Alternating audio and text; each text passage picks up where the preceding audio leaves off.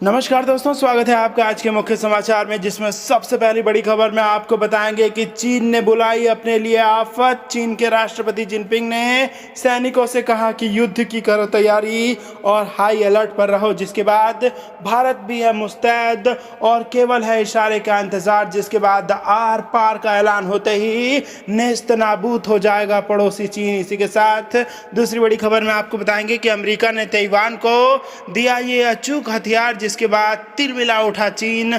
और तीसरी बड़ी खबर में जिक्र होगा कि पाकिस्तान में भी हो रहा है चीन का जबरदस्त विरोध। 2 द्वीपों को कब्जा लिया है चीन ने पाकिस्तान में, जिसके बाद विपक्ष ने इमरान खान को दे दी है चेतावनी और भारत से लड़ने से पहले चीन को और पाकिस्तान को पाकिस्तान से लड़ना पड़ सकता है। ये बेहद बड़ी खबर निकल के आ रही है। तो दोस्तों, हर एक खबर की गहराई में आपको ले जाएंगे, लेकिन उससे पहले अगर आपको विदेश की सेना और पीएम मोदी पर पूरा भरोसा है तो आप अभी इस वीडियो को लाइक कीजिए और इस लाल बटन को दबा के इस चैनल को फ्री में सब्सक्राइब करके घंटी बजाकर कमेंट में लिखिए जय हिंद। दोस्तों, रुक करते तमाम बड़ी खबरों की तरफ।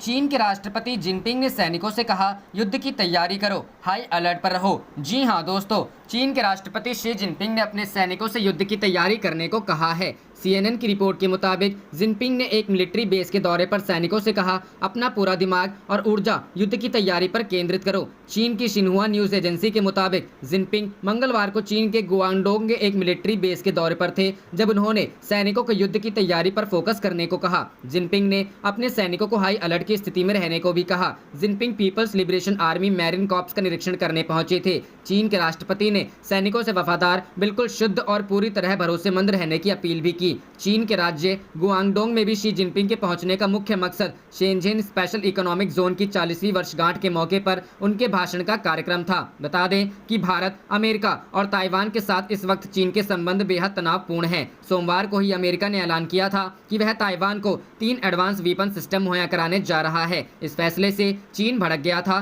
क्योंकि वह ताइवान को अपना हिस्सा मानता है। चीन के विदेश मंत्रालय ने कहा था कि अमेरिका को ताइवान को किसी भी तरह का हथियार बेचने का सौदा तुरंत रद्द करना चाहिए। करते हैं अगली खबर की तरफ। अमेरिका ने ताइवान को दिया ये अचूक हथियार, तिलमिला उठा चीन। जी हां दोस्तों, चीन को अपने पड़ोसी देशों के साथ पंगा लेना अब महंगा पड़ता जा रहा है। भारत के अलावा वह सीधे ताइवान से टकराने की हिमाकत कर रहा है, जिसका जवाब देने के लिए अमेरिका ने भी कमर कस ली है। ताइवान की सेना को मजबूत बनाने के लिए अमेरिका ने उसे बड़े पैमाने पर आधुनिक हथियार देना शुरू कर दिया है। 3 परिष्कृत हथियार प्रणालियों की बिक्री की घोषणा करने के एक दिन बाद ट्रंप प्रशासन ने ताइवान के लिए कांग्रेस को 2 और उन्नत आयुध की 2 अनुमोदित बिक्री की सूचना दी। व्यापार को लेकर अमेरिका और चीन के बीच तनाव बढ़ा है। वुहान कोरोना वायरस महामारी, हांगकांग में राष्ट्रीय सुरक्षा कानून और सिंजियांग में मानव अधिकारों के हनन को लेकर राष्ट्रपति डोनाल्ड ट्रंप ने बीजिंग के खिलाफ सख्त रुख अपनाया है। रॉयटर्स ने 8 स्रोतों का हवाला देते हुए कहा कि विदेश मामलों की सीनेट समिति और प्रतिनिधि मामलों की समिति की विदेश समिति ने ताइवान को 2 उन्नत हथियार प्रणालियों की बिक्री के लिए राज्य विभाग के अनुमोदन को अनौपचारिक रूप से अधिसूचित किया था। कथित तौर पर इस सौदे के दूसरे 2 भाग में उन्नत जनरल एटॉमिक्स MQ-9 ड्रोन और शोर माउंटेड हार्पून मिसाइल प्रणाली शामिल हैं। High mobility artillery rocket system, stand of land attack missile, expanded response और बाहरी सेंसर पॉइंट्स को लेकर ट्रंप प्रशासन ने पहले ही ताइवान को देने की घोषणा की थी। हथियारों के पैकेज की कुल लागत $5 बिलियन अमेरिकी डॉलर तक पहुंच गई है। ट्रंप प्रशासन ने मिसाइल टेक्नोलॉजी कंट्रोल रिजिम हथियार नियंत्रण समझौते पर लगाम लगाने के बाद दुनिया भर में ड्रोन की बिक्री बढ़ाने की योजना को आगे बढ़ाया। राइटर के सूत्रों में से एक ने कहा कि बिक्री में ताइवान के समुद्र तट की रक्षा के लिए लगभग 100 हार्पून एंटी शिप मिसाइलें शामिल होंगी, जिनका निर्माण बोइंग द्वारा किया जाता है और लगभग $2 बिलियन अमेरिकी डॉलर की लागत आती है। यह सौदा ऐसे समय में हुआ है जब चीन ने ताइवान पर अपने आक्रामक सैन्य दबाव को People's Liberation Army air force द्वारा लगभग 16 अगस्त से ताइवान के वायु रक्षा पहचान क्षेत्र में आगे बढ़ाया है। रुक करते हैं अगली खबर की तरफ। 2 द्वीपों पर कब्जे को लेकर पाक में चीन का विरोध, विपक्ष ने इमरान खान को दी चेतावनी। जी हां, गलियारे के नाम पर विकास का सपना दिखाने वाले चीन की बदनीयती अब पड़ोसी देश को भी समझ आने लगी है। 2 द्वीपों को सौंपे जाने का मुद्दा अब गर्मा गया है। इमरान सरकार सीधे निशाने पर आ गई है। जनता में व्यापक विरोध के बीच विरोधी दलों और कई संगठनों ने ऐलान किया है वे किसी भी कीमत पर दोनों द्वीपों को बेचने नहीं देंगे। चीन पाकिस्तान आर्थिक गलियारे के लिए इमरान सरकार ने दक्षिण कराची स्थित 2 द्वीपों को ड्रैगन को सौंपने का फैसला किया है। सामरिक दृष्टि से ये द्वीप महत्वपूर्ण हैं और सिंध प्रांत के लंबे समुद्र तट पर फैले हुए हैं। पाक राष्ट्रपति आरिफ अलवी ने इसके लिए बकायदा पाकिस्तान आइलैंड विकास प्राधिकरण के माध्यम से दिए गए विधेयक पर हस्ताक्षर भी कर दिए हैं। विधेयक के पारित होते ही सिंध और बलूचिस्तान में राजनीतिक भूचाल आ गया है। सिंध प्रांत में सत्तासीन पाकिस्तान पीपुल्स पार्टी के चेयरमैन बिलावल भुट्टो जरदारी ने इसे अवैध रूप से कब्जा करना बताया है। जियो सिंधी थिंकर्स फोरम ने कहा, हम अपनी जमीन को बेचने नहीं देंगे। चीन पाकिस्तान आर्थिक गलियारे को पाक सरकार और सेना के समर्थन के बावजूद गुलाम कश्मीर और बलूचिस्तान की जनता में व्यापक विरोध है। उनका मानना है कि ये सीधे तौर पर चीन का कब्जा है, लेकिन पाक सरकार इस मसले पर हो रहे विरोध को सख्ती से कुचलना चाहती है।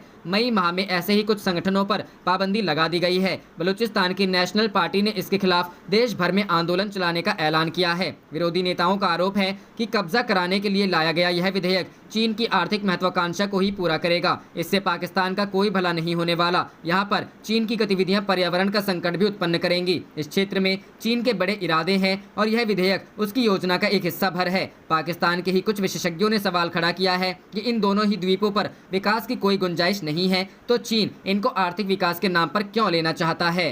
रुख करते हैं अगली खबर की तरफ। भारत के इन दो देशों से बढ़ी नजदीकी, पाकिस्तान और चीन के उड़े होश। जी हां दोस्तों, भारत की शक्ति हर दिन बढ़ रही है। उसकी बढ़ती ताकत देखकर पाकिस्तान और चीन बुरी तरह घबराए हुए हैं। पाकिस्तान को लगता था कि मुस्लिम देशों की ताकत से वो हिंदुस्तान को डरा लेगा, लेकिन इजराइल और यूएई की दोस्ती से भारत यूएई के और करीब आ गया है। पाकिस्तान इस बात से परेशान है, जिस देश के कर्जे से वो अपना देश चलाता था, वो देश अब भारत का पक्का दोस्त बन गया है। इजराइल यूएई की गहराती दोस्ती और भारत के साथ इन दोनों के अच्छे संबंधों ने पाकिस्तान के दिल में कुलबुलाहट पैदा कर दी है। उधर अमेरिका, जापान और ऑस्ट्रेलिया के साथ भारत का क्वाड वैसे ही चीन की गले की फांस बना हुआ है। चीन और पाकिस्तान को समझ नहीं आ रहा है कि भारत की शक्ति हर दिन बढ़ती कैसे जा रही है। पाकिस्तान के लिए खतरे की घंटी। 15 सितंबर को इजराइल और यूएई की दोस्ती पाकिस्तान की आंखों में चुभ गई थी। अब इजराइल के राजदूत रॉन मल्का ने पाकिस्तान के जले में नमक छिड़क दिया है। इजरायली राजदूत रॉन ने भारत, इजराइल और यूएई के बीच त्रिपक्षीय संबंधों की बात कह दी है। ये बात इमरान को त्रिशूल की तरह चुभ रही है। रॉन ने भारत, इजराइल और यूएई को साथ आने की अपील की है। दरअसल भारत और इजराइल कितने अच्छे दोस्त हैं, ये पूरी दुनिया जानती है। भारत और इजराइल के बीच रक्षा और तकनीक संबंधी सौदे भी होते हैं। दूसरी ओर यूएई के साथ भारत के अच्छे व्यापारिक संबंध हैं। ऐसे में इजराइल, यूएई और भारत साथ आ गए तो ये पाकिस्तान के लिए एक खतरे की घंटी होगी। अरब देशों में यूएई को सुपर पावर की तरह देखा जाता है। हाल फिलहाल के दिनों में उसके भारत से संबंध भी बेहतर हुए हैं। संबंधों की मजबूती का अंदाजा इसी बात से लगाया जा सकता है कि 370 के मसले पर पाकिस्तान के सवालों पर यूएई ने उसे भारत का आंतरिक मसला बताया था। सिर्फ यही नहीं, भारत के खिलाफ पाकिस्तानी बयानबाजी को देखते हुए यूएई ने उससे अपना $1 अरब का कर्ज वापस मांग लिया था। उस वक्त भी पाकिस्तान बेहतर समझ गया था कि ये भारत यूएई के संबंधों का नतीजा है। मुस्लिम देशों के बीच पाकिस्तान की पहचान एक न्यूक्लियर शक्ति वाले देश के तौर पर है। ऐसे में उसका ओहदा उनके बीच भले ही कम ना हो, लेकिन इजराइल, यूएई और भारत के बीच दोस्ती पाकिस्तान के भविष्य के लिए ठीक नहीं और यूएई की दोस्ती से मुस्लिम देशों में भारत और इजराइल की छवि भी बदलेगी। रुख करते हैं अगली खबर की तरफ। 22 अक्टूबर को कोलकाता में दुर्गा पूजा कार्यक्रम में शामिल हो सकते हैं पीएम मोदी। जी हां दोस्तों, नवरात्रि के मौके पर प्रधानमंत्री नरेंद्र मोदी कोलकाता के सब लोग दुर्गा पूजा पंडाल में पूजा करने जा सकते हैं। सूत्रों से मिली जानकारी के मुताबिक प्रधानमंत्री 22 अक्टूबर को पूजा करेंगे। फिलहाल ये तय होना बाकी है कि पीएम स्वयं कोलकाता जाते हैं या कोरोना के चलते वर्चुअल पूजा कार्यक्रम में शामिल होते हैं। वहीं पश्चिम बंगाल की जनता के बीच सीधी पैठ बनाने के इरादे से भारतीय जनता पार्टी के राष्ट्रीय अध्यक्ष जेपी नड्डा भी 19 अक्टूबर को सिलीगुड़ी में दुर्गा पूजा में शामिल होने जा रहे हैं। इससे पहले 17 अक्टूबर को गृह मंत्री अमित शाह इस कार्यक्रम में जाने वाले थे, लेकिन अहमदाबाद प्रवास के चलते उनका बंगाल दौरा रद्द हो गया है। अब उनकी जगह जेपी नड्डा ने जाने का फैसला किया है। गौरतलब है कि प्रधानमंत्री नरेंद्र मोदी नवरात्रि के दौरान 9 दिन का व्रत रखते हैं। 17 अक्टूबर से नवरात्रि शुरू हो रही है। पश्चिम बंगाल में नवरात्रि बड़े ही धूमधाम से मनाया जाता है, या ये कहें कि बंगाल में दुर्गा पूजा का आयोजन सबसे बड़े पैमाने पर होता है। दुर्गा पूजा में बीजेपी बढ़ चढ़कर हिस्सा लेती है। बीजेपी पूजा पंडाल के जरिए सीधे जनता से रूबरू होती है और पंडाल के बीच पैठ बनाने का सबसे बड़ा हथियार दुर्गा पूजा को मान रही है। यही कारण है कि बीजेपी की राज्य इकाई ने प्रधानमंत्री नरेंद्र मोदी को दुर्गा पूजा में शामिल होने के लिए आमंत्रित किया है। रुख करते हैं अगली खबर की तरफ। तिब्बत और शिनजियांग ही नहीं बल्कि कई टुकड़ों में टूट सकता है चीन। जी हां दोस्तों, चीन हमेशा से कश्मीर के मसले पर पाकिस्तान के साथ खड़ा रहा है और ड्रैगन से दोस्ती बढ़ाने के लिए पाकिस्तान ने अक्साई चीन से सटा गिलगिट बाल्टिस्तान का एक हिस्सा चीन को दे दिया। अक्साई चीन भारत का वो हिस्सा है जिस पर विस्तारवादी चीन ने 1950 के दशक में कब्जा कर लिया और 1962 की जंग के बाद उस पर पकड़ और मजबूत कर ली। साल 1950-51 के बीच तिब्बत पर कब्जा करने के बाद ड्रैगन लगातार कश्मीर को अस्थिर करने की साजिश कर रहा है, लेकिन चाहे वो तिब्बत हो या शिनजियांग या फिर इनर मंगोलिया, चीन ताकत के बल पर इन इलाकों में विद्रोह की आवाज दबा तो देता है, लेकिन ये आवाज बढ़ी तो चीन के कई टुकड़े हो सकते हैं और इनमें सबसे ताकतवर आवाज होगी तिब्बत की। 29-30 अगस्त 2020 यही वो दिन था जब लद्दाख के चुशुल सेक्टर में स्पेशल फ्रंटियर फोर्स की मदद से भारतीय सेना ने अहम चोटियों को अपने कब्जे में ले लिया। पैंगोंग लेक के दक्षिणी किनारे पर सामरिक दृष्टिकोण से अहम ब्लैक टॉप जैसी पहाड़ियों पर अपने पैर जमा लिए। चीन को बैकफुट पर धकेलने वाले इस ऑपरेशन में स्पेशल फ्रंटियर फोर्स की कंपनी लीडर और तिब्बती सैनिक नीमा तेंजिन की जान चली गई। वहीं स्पेशल फ्रंटियर फोर्स जिसे देखते ही ड्रैगन आर्मी अपना रास्ता बदल लेती है, जिसमें शामिल होने वाले तिब्बती युवा का एक ही मकसद होता है, चीन से बदला, ड्रैगन से तिब्बत की आज़ादी। रुक करते हैं अगली खबर की तरफ। भारत ने लद्दाख में जारी विवाद के लिए चीन के नए बहाने को कर दिया खारिज, गिनाए ये 3 कारण। जी हां दोस्तों, भारत ने चीन के उस दावे को खारिज कर दिया है कि जिसमें ड्रैगन ने कहा कि 3488 किलोमीटर लंबी वास्तविक नियंत्रण रेखा पर बुनियादी ढांचों को अपग्रेड करने के कारण दोनों देशों के बीच तनाव की स्थिति बनी हुई है। भारत ने कहा है कि पीपुल्स लिबरेशन आर्मी पहले से ही वहां मौजूद है और सीमा के उस पार सड़कों और संचार नेटवर्क का निर्माण जारी है। एक वरिष्ठ अधिकारी ने कहा, पहले रक्षा मंत्री राजनाथ सिंह द्वारा सोमवार को उद्घाटन आवाजाही और सैन्य रसद पहुंचाने में मदद करेंगे। दूसरा, चीन ने कभी भी चल रही सैन्य कूटनीतिक वार्ता में भारत के इंफ्रास्ट्रक्चर अपग्रेड के मुद्दे को नहीं उठाया है। तीसरा, एलएसी के करीब सड़क, पुल, optical fibre, solar heated huts और मिसाइल तैनात के बारे में पीएलए का क्या कहना है। उन्होंने कहा कि भारत केवल एलएसी के किनारे पर ही कोई निर्माण कर रहा है और इसके लिए हमें चीनी अनुमति की आवश्यकता नहीं है। सैन्य कमांडरों के अनुसार पीएलए ने गोगरा हॉट स्प्रिंग्स में सुरक्षित संचार के लिए ऑप्टिकल फाइबर खींचा है। पैंगोंग त्सो के उत्तरी तट पर आगे के सैनिकों के लिए सौर गर्म कंटेनरों को पहुंचाने के लिए भारी लिफ्ट क्रेन का इस्तेमाल किया है और एक अस्पताल भी बनाया है। हालांकि चीन पर नजर रखने वालों के अनुसार पीएलए लद्दाख में भारतीय बुनियादी ढांचे के अपग्रेड करने की खबर से इसलिए चिंतित है क्योंकि यह पाकिस्तान के लिए अरबों डॉलर के पाकिस्तान आर्थिक गलियारे या सीपीईसी के लिए एक सैन्य खतरा पैदा कर सकता है, जो कि खुंजेर दर्रा और पाकिस्तान अधिकृत कश्मीर से होकर गुजरता है। यह समझा जाता है कि चीन ने सीपीईसी को लेकर अपने सभी मौसम सहयोगी के पाकिस्तान को अपनी चिंताओं से अवगत कराया है, क्योंकि भारत ने बीजिंग की पारिस्थितिक रूप से संवेदनशील गिलगिट बाल्टिस्तान क्षेत्र और पीओके का शोषण करने पर बहुत सख्त आपत्ति जताई है। भारतीय सेना की बढ़ी हुई क्षमता और एलएसी पर भी बड़ी क्षमता भी पीएलए को पूर्वी लद्दाख में 1959 के कार्टोग्राफिक क्लेम लाइन के अनुसरण से रोकती है। तथ्य यह है कि 1976 में तत्कालीन कैबिनेट सचिव की अध्यक्षता वाले चीन अध्ययन समूह ने लद्दाख एलएसी पर भारतीय सेना के लिए 65 गश्त बिंदुओं को परिभाषित किया था। चूंकि ये गश्त बिंदु एलएसी की भारतीय धारणा के भीतर थे, इसलिए जबरदस्त तरीके से सीमा के अपग्रेड के माध्यम से पीएलए ने इन सीमाओं को भारतीय सीमा के रूप में बदलने की कोशिश की। यह पूर्व विदेश सचिव श्याम सरन द्वारा यूपीए शासन को इंगित किया गया था, जब राष्ट्रीय सुरक्षा सलाहकार बोर्ड के अध्यक्ष के रूप में उन्होंने कहा कि भारतीय सैनिकों को सीएसजी द्वारा परिभाषित कम से कम सीमा तक गश्त करनी चाहिए। वर्षों से चीन ने न केवल सीमा पर भारत पर दबाव डाला है, बल्कि अपनी गुट निरपेक्ष स्थिति बनाए रखने के लिए और संयुक्त राज्य अमेरिका के करीब न जाने के लिए पर्याप्त रूप से निंदा भी कर रहा है। बीजिंग अपनी ओर से मानता है कि यह एक अलग लीग से संबंधित है और उसने भारत को परमाणु आपूर्तिकर्ता समूह संयुक्त राष्ट्र सुरक्षा परिषद का सदस्य बनने से रोक दिया है। रुक करते हैं अगली खबर की तरफ। देश की सियासत में बड़ा बदलाव कराएंगे राज्यसभा चुनाव, भाजपा की बड़ी जीत तय, सिमट जाएगी सपा बसपा। जी हां दोस्तों, उत्तर प्रदेश में राज्यसभा की 10 सीटों के चुनाव राष्ट्रीय राजनीतिक परिदृश्य में बड़े बदलाव का कारण बनने जा रहे हैं। ये भाजपा की संख्या में जबरदस्त इजाफा करेंगे, जबकि सपा बसपा और कांग्रेस को तगड़ा झटका देने जा रहे हैं। कोई बड़ा उलटफेर ना हुआ तो विधानसभा का दलीय आंकड़ा देखते हुए इस चुनाव में भाजपा की झोली में 10 में से 9 सीटें आने की पूरी उम्मीद है। वहीं सपा को सिर्फ 1 सीट से ही संतोष करना पड़ सकता है। बसपा और कांग्रेस का खाता खुलना मुश्किल लग रहा है। चुनाव प्रक्रिया 20 अक्टूबर से शुरू होगी और चुनाव 9 नवंबर को होंगे। जिस 10 सीटों के सदस्यों का 6 वर्ष का कार्यकाल 25 नवंबर को पूरा होने जा रहा है, उनमें सपा के पास 4, बसपा के पास 2, कांग्रेस के पास 1 और भाजपा के पास 3 सीटें हैं। सपा के 4 सदस्यों में जावेद अली खां, प्रोफेसर रामगोपाल यादव, डॉक्टर चंद्रपाल सिंह यादव और रवि प्रकाश वर्मा शामिल हैं। बसपा के राजाराम और वीर सिंह तथा कांग्रेस के पीएल पुनिया का कार्यकाल भी पूरा हो रहा है।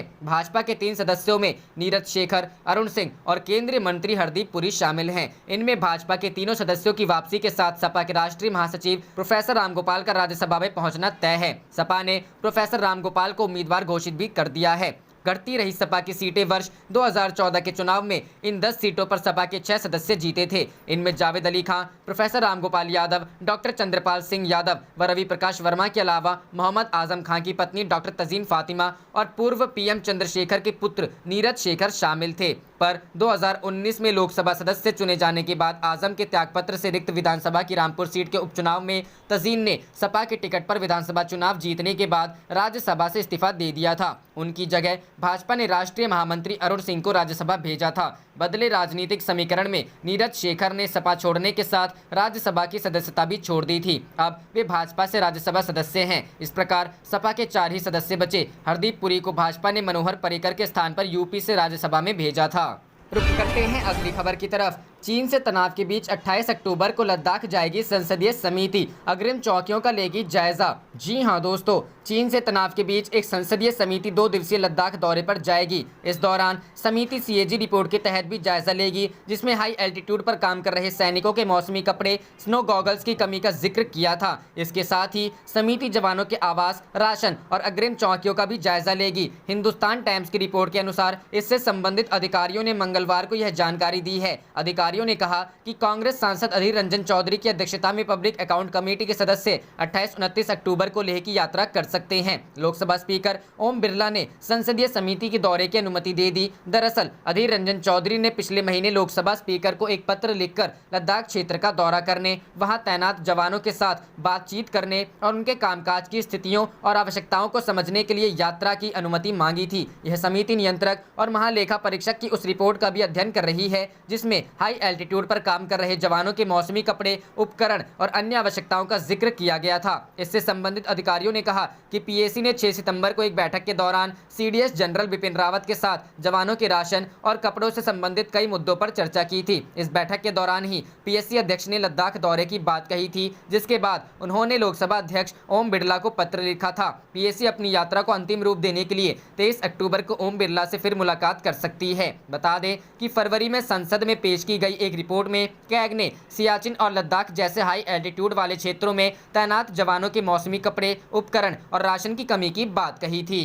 रुख करते हैं अगली खबर की तरफ। बांग्लादेश से रिश्तों को मजबूत करने की कोशिश कर रहा अमेरिका, भारत से मांगी पड़ोसी के बारे में सलाह। जी हां दोस्तों, अमेरिका के उप विदेश मंत्री स्टीफन बाइगन भारत की यात्रा के बाद आज से बांग्लादेश के 2 दिवसीय दौरे पर होंगे। बाइगन सोमवार को भारत की यात्रा पर आए थे। इस दौरान उन्होंने भारतीय विदेश मंत्री एस जयशंकर से मुलाकात की थी। भारत के साथ ही अमेरिका की अब कोशिश बांग्लादेश के साथ रिश्ते फिर से मजबूत करने की है। प्रशांत क्षेत्र में इसके जरिए अमेरिका की मंशा चीन की हर चाल को नाकाम करने की है। एस जयशंकर से भी अमेरिकी उप विदेश मंत्री ने दोनों देशों के संबंधों की चर्चा की। कहा जा रहा है कि उन्होंने भारत के पड़ोसी के बारे में भारत से राय जानने की कोशिश की। बाइगन ने भारत के विदेश सचिव हर्ष श्रृंगला से बातचीत करके क्वाड सिक्योरिटी डायलॉग को मजबूत करने के तरीकों पर ध्यान देते समेत पड़ोसी मुल्कों का रुख जानना चाहा। कोविड-19 के दौर में चीन बांग्लादेश से नजदीकी बढ़ाने की कोशिश कर रहा है। ऐसे में बांग्लादेश में बढ़ रही चीन की नजदीकी के बीच बाइगन बांग्लादेश की राजधानी ढाका जा रहे हैं। ढाका में अमेरिकी दूतावास ने इस संबंध में एक बयान जारी कर उप विदेश मंत्री के बांग्लादेश के दौरे के बारे में जानकारी दी। उम्मीद है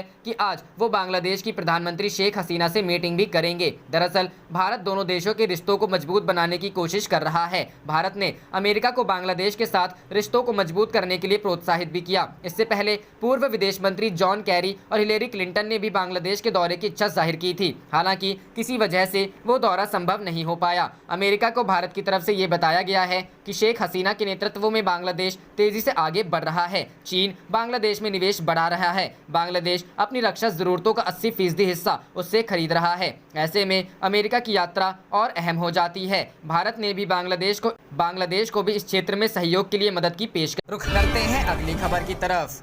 चीन ने सीमा पर तैनात किए 60,000 सैनिक, भारत भी जवाब देने को तैयार। जी हां दोस्तों, चीन अपनी हरकतों से बाज नहीं आ रहा है। पूर्वी लद्दाख में 5 महीने से जारी तनातनी के बीच चीन जहां लगातार बॉर्डर पर अपने सैनिकों की तैनाती बढ़ा रहा है, वहीं किसी भी हालात से निपटने के लिए भारतीय फौज भी तैयार खड़ी है। भारत ने अपने उत्तरी सीमा पर फौजियों के साथ साथ इंफ्रास्ट्रक्चर का ऐसा मजबूत जाल बिछाया है कि इस बार चीन की हर चाल उल्टी पड़ने वाली है। उधर हालात को देखते हुए अमेरिका ने भी अपना रुख साफ कर दिया है। अमेरिका ने कहा कि लगता है चीन बातचीत से अपना रवैया नहीं बदलने वाला है। ऐसे में सबसे बड़ा सवाल यही है कि क्या चीन से जंग के बिना बात नहीं बनेगी। भारत और चीन के सीमाई इलाकों में इस वक्त कड़ाके की ठंड है। ऊपर से सैटेलाइट इमेज बता रहे हैं कि आने वाले दिनों में हालात और मुश्किल होने वाले हैं। उसने जहां बॉर्डर पर 60,000 सैनिक से ज्यादा फौजियों को तैनात कर रखा है, वहीं हर हफ्ते 10 दिनों में फौजियों को बदल भी रहा है। बॉर्डर के इलाके में वो फौजियों के लिए अस्थायी गर्म तंबूनामा मकान भी बनाने में जुटा है, जिसे देखकर साफ पता लगता है कि चीन का इरादा फिलहाल पीछे हटने का तो कतई नहीं है। ऐसे में आने वाले वक्त में बेहद सावधान रहने की जरूरत है।